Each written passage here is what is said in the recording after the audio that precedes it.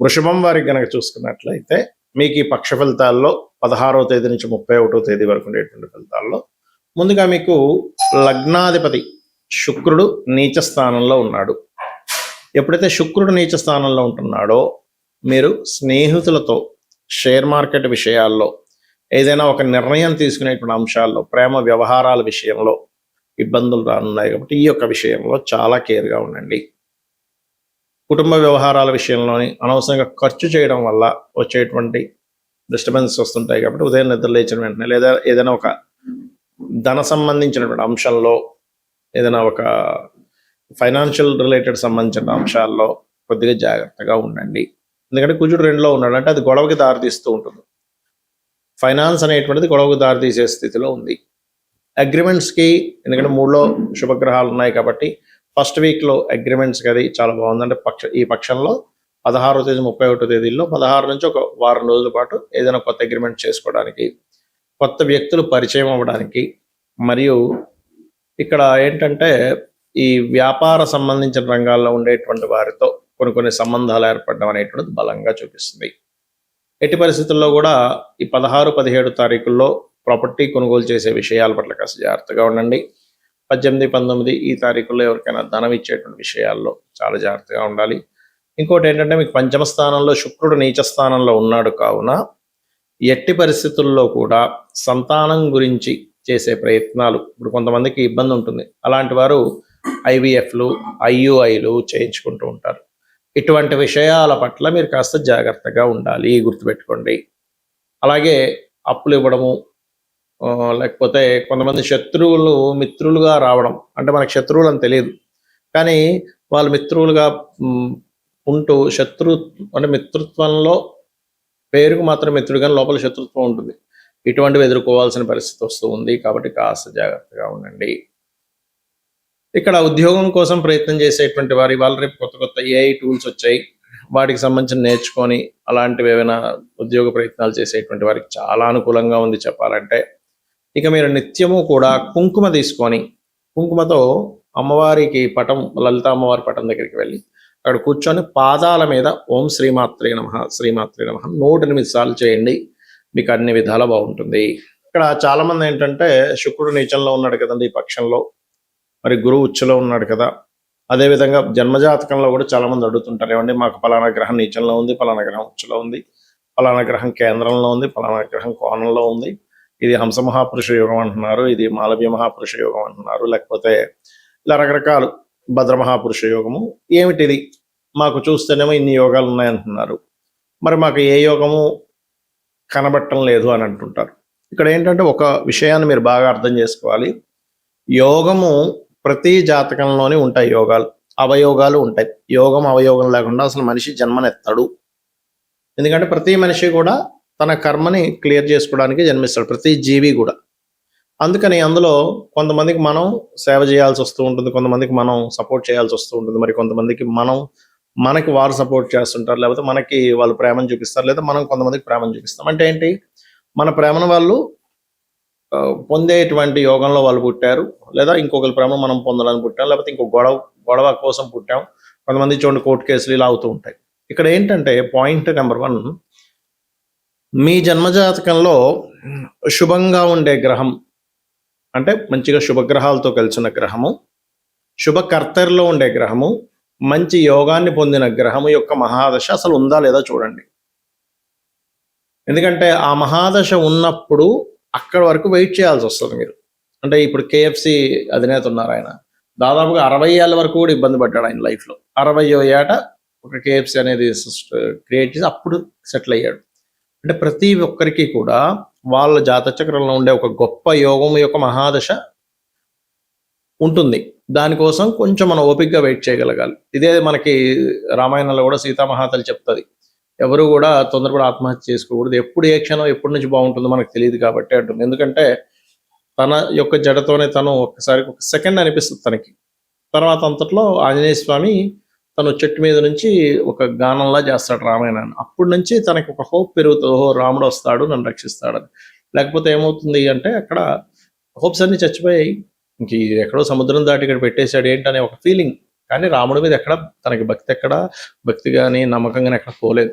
ఒక సెకండ్ ఆ ఘట్టం కూడా వాల్మీకి మనకు చూపించడానికి కారణం ఏంటంటే, ఎంతటి వారికైనా ఒక్క సెకండ్ ఆ ఫీల్ వస్తుంది. ఆ ఒక్క సెకండ్ ఆగగలిగితే మన జీవితాలు మారుతాయని చెప్పడం. అయితే నేను ఇవన్నీ ఎందుకు చెప్తున్నానంటే, ప్రధానంగా ఇక్కడ గ్రహము ఎప్పుడైనా మీరు గమనించండి, మహాదశ నడుస్తుంటుంది, మంచి మహాదశే, కానీ ఫలితం రావట్లేదు అంటారు. కారణం అది ఎక్కడైనా స్ట్రక్కింగ్, అంటే బ్లాక్డ్ భాగ్య చక్ర అంటూ ఉంటాం. అంటే అది ఏమైనా బ్లాకింగ్లో ఉందా, ఒక్కొక్కసారి నీచంలో ఉందండి కానీ అద్భుతంగా కలిసి వస్తుంది అన్నప్పుడు నీచభంగ రాజయోగం ఏమైనా జరిగిందా, లేదంటే ఉచ్చస్థానంలో ఉన్నాయి గ్రహాలు కానీ ఏంటో ఫలితం రావట్లేదు, అలాంటప్పుడు కూడా ఏంటంటే పేరుకు ఉచ్చస్థానంలో ఉన్నాయి కానీ అవి ఏమైనా పూర్తిగా పాపకత్తెరలా ఉన్నాయా. ఇక్కడ మీరు అర్థం చేసుకోవాల్సింది ఏంటంటే, ఒక వ్యక్తికి గురువు ఉచ్చస్థానంలో ఉన్నాడు, గురువు తన యోగాన్ని ఇస్తున్నాడు, అప్పుడు గురు సంబంధించినటువంటి వృత్తుల్లో ఉంటే వాళ్ళకి బాగుంటుంది. అంటే టీచింగు, ట్రైనింగు ఇలాంటి వాటిల్లో ఉంటే చాలా బాగుంటుంది, గుర్తుపెట్టుకోండి. అలా కాకుండా గురువు ఉచ్చలో ఉండి గురుధన యోగాన్ని ఇస్తూ ఉంటే మీరు పోయి నేనేదో హోటల్ పెట్టుకుంటానండి అంటే అది రాణించదు. ఎప్పుడు రాణిస్తుంది? మీరు ఏదైనా పుణ్యక్షేత్రాల్లో అక్కడ ఏదైనా హోటల్ పెట్టుకుంటే అప్పుడు అది గురువు సంబంధం కాబట్టి అప్పుడు రాణిస్తుంది మళ్ళీ. అంటే అది కాంబినేషన్ ఎలా అంటే, ఇప్పుడు ఒక వ్యక్తికి బ్లడ్ తగ్గింది, బ్లడ్ ఎక్కిస్తే ప్రాణం బాగుంటుంది. ఏ బ్లడ్ పెడితే ఆ బ్లడ్ ఎక్కిస్తే ప్రాణం బతకదుగా. పర్టికులర్గా ఏ గ్రూపో ఆ పర్టికులర్ గ్రూప్ అయితేనే ఆ వ్యక్తికి రక్తహీనత ఉండేటువంటి దోషం పోయి వాళ్ళకి రక్తం పెరిగి బాగుంటాడు ఆరోగ్యంగా. అలాగే మన జన్మజాతకంలో ఏమిటి, ఇప్పుడు కొంతమందికి చంద్రుడు చాలా బాగుంటాడు, చంద్రుడే ధనయోగాన్ని ఇస్తున్నాడు, అప్పుడు అతను ట్రాన్స్పోర్టేషను లేకపోతే మానసిక శాస్త్రవేత్తలుగానో ఫుడ్ రిలేటెడ్ దాంట్లోకి వెళ్ళాలి. చాలామంది ఏం చేస్తారు, ఇది తెలియక చంద్రుడు బాగున్నాడు కదా అనేసరికి వీళ్ళు ఇంకెవరైతే ఇనప బిజినెస్ పెట్టుకుంటాడు, ఆయన బిజినెస్ పెడతారు. ఏంటోనండి, మంచి మహాదశ అన్నారు, చంద్ర మహాదశ అన్నారు, చంద్రుడు చాలా ఉచ్చ స్థానంలో ఉందన్నారు, నాకు చూస్తేనేమో ఏంటో కలిసి రావట్లేదు. ఎందుకు కలిసి వస్తుంది? ఎందుకంటే మీరు ఎంత సిన్సియర్గా ఉదయం నిద్రలేచి 5 గంటలకు నిద్రలేచి చక్కగా పూజాది కార్యక్రమాలు చేసుకొని అన్నీ రెడీ అయ్యి మీరు ఇటు తిరుపతికి వెళ్ళాలంటే మీరు ఇటు వెళ్తూ ప్రయాణం చేస్తున్నారు. నేను చాలా సిన్సియర్గా పొద్దున్న 5 గంటలకు నిద్రలేచానని మంచి కారు పెట్టుకున్నాను కానీ ఇటు ప్రయాణం చేస్తాను, తిరుపతి రావట్లేదు అనేది ఎంత రాంగో, మనం కూడా మన జన్మజాతకంలో దశాలార్డ్ లేదా ధనాన్ని ఇచ్చే కారకుడు. ఎందుకంటే ఇవాళ రేపు అందరికీ కూడా సమస్య ధన సంబంధంగానే ఉంది, డబ్బులు రావట్లేదు, అన్ని సమస్యలు దాని నుంచే చుట్టూ ఉంటుంటాయి. అయితే ధనమే ప్రధానం అని కాదు, కాకపోతే ధనం కూడా సంపాదించమని శాస్త్రం చెప్తుంది. మీ పర్సనల్ చార్ట్లో చదువుకునే స్టేజ్ నుంచి కూడా అసలు నేను ఏ కోర్స్ చేస్తున్నాను, అది నాకు ఉపయోగపడుతుందా లేదా అనేటువంటి చూసుకోండి పర్టికులర్గా, అప్పుడు మీకు ఆటోమేటిక్గా బాగుంటుంది అది. ఓకే, అలాగే ఇంకొక విషయం ఏంటంటే, కొన్నిసార్లు మనకి ఆ కాంబినేషన్ ధనయోగం ఉంటుంది కానీ ఆ ధనాధిపతి పాడైపోయి ఉంటాడు, పాపకత్తెరలో పాప గ్రహాలతో, అంటే కుటుంబ సంబంధించిన వ్యవహారాలు అందుకే గొడవలు రావడం, ధనం సంపాదించేసరికి ఎవడో ఏదో పట్టుకుపోవడం, దాన్ని ఇలాంటివి జరుగుతూ ఉంటాయి. కాబట్టి అప్పుడు అది ఏ గ్రహాల ద్వారా అయితే సంబంధం కలిగి పాడైందో ఆ గ్రహాలకు సంబంధించిన దానం ఇవ్వాలి. అంతేగాని ఆ పాడైంది కదండి నేను రత్నాలు పెట్టేసుకుంటానంటే కుదరదు. ఎలా అంటే, ఇప్పుడు దొంగతనాలు జరుగుతున్నాయి అనుకోండి, ఉదాహరణకి దొంగతనాలు జరుగుతున్నాయి కదండి, అందుకని నేను దొంగలందరినీ తీసుకుని ఇంట్లో పెట్టుకున్నానంటే అది దొంగలకి దూరంగా ఉండాలి కదా. మనం దొంగతనం జరుగుతుంది అన్నప్పుడు జాగ్రత్తగా ఉండాలి కదా. ఇక్కడ ఏం చేస్తున్నాం మనకు తెలియక రెండవ అధిపతిని పాడు చేస్తున్న గ్రహాలు కొన్ని ఉన్నాయి, ధనాన్ని ఇచ్చే గ్రహాలు.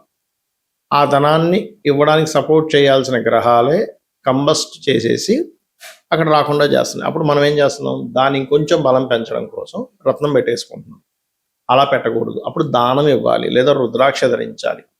ఇలా ఒక్కటని కాదు, ప్రతి భావానికి మీరు ఒక ఇల్లు కొనుక్కోవాలనుకుంటున్నారు, వివాహం అవ్వటం లేదు, లేదా సంతానం కలగట్లేదు, ఆ పర్టికులర్ భావాధిపతి ఆ కాంబినేషన్లో క్లియర్గా ఉంటూ అది ఎంతవరకు బలాన్ని పొందాడు అనేటువంటిది ఉంటుంది ప్రతి జాతకంలో, ప్రతి అంశం మీద.